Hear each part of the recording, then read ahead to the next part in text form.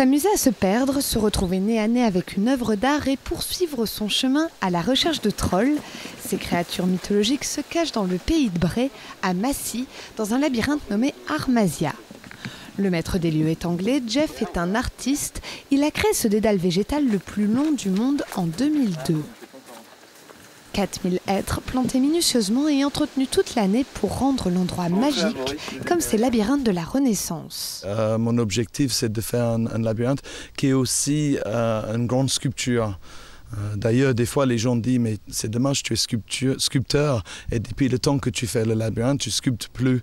Mais moi, je trouve que la création dans la nature aussi, c'est une forme de sculpture. Plus de 3 km d'impasse où le visiteur découvre des œuvres d'art. Chaque année, de nouvelles sculptures sont exposées et donnent un nouveau visage à ce lieu.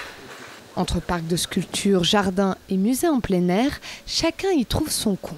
J'appelle ça un parc de sculpture sur 3 hectares. Est-ce que c'est une attraction? Est-ce que c'est un musée? J'aime pas trop le mot musée parce que je trouve que là, il est trop souvent fermé dans les musées. Et justement ici, mon objectif, c'est d'ouvrir l'espace pour que les gens puissent découvrir de l'art en pleine nature.